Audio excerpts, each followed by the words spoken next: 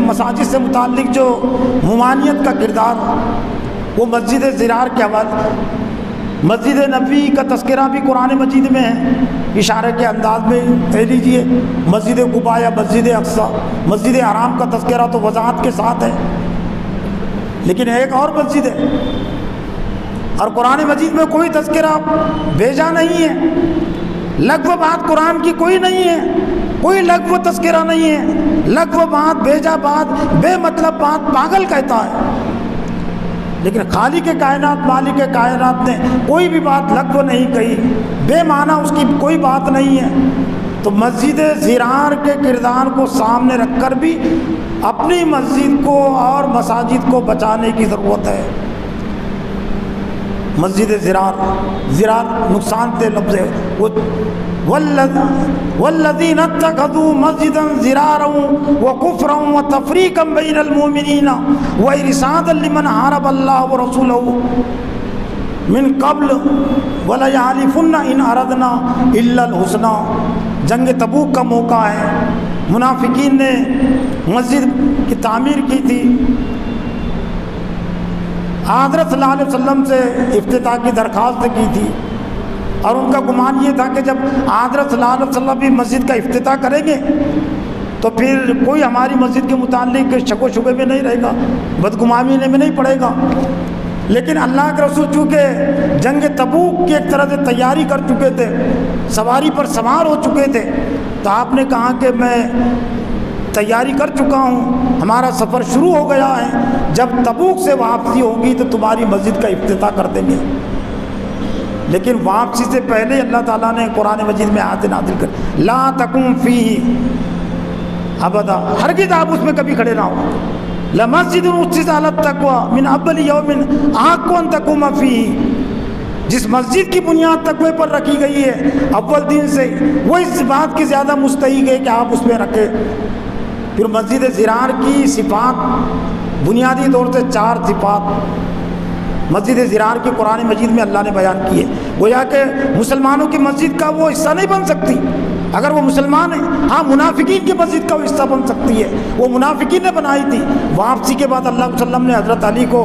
بھیج کر پھر وہ مسجد گروا دی تھی، اور جو کچھ اسے سامان تھا وہ بھی جلوا دیا تھا، آئندہ امت مسلمہ کو دکھانے کے لیے کہ اس طرح کی مسجدیں وہ اسلام کا، امت مسلمہ کا حصہ نہیں بن سکتی۔ والذین اتخذوا مسجدا ضرارا، نقصان پہنچانے کے لیے اسلام اور مسلمانوں کو نقصان پہنچانا، وہ کفرن، اور مسجد میں نافرمانی کی باتیں، کفریہ باتیں، شرک کی تعلیم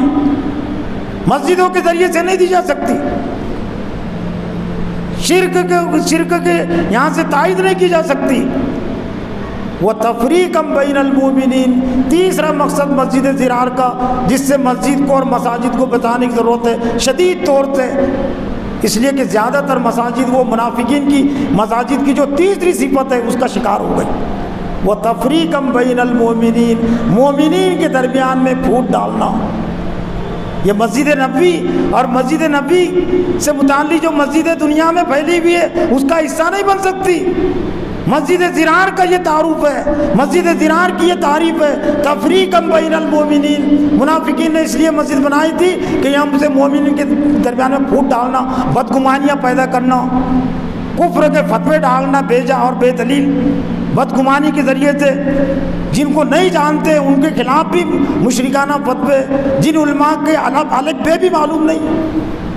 الف بے معلوم نہیں جن علماء کا، ان کے خلاف کفر کے فتوے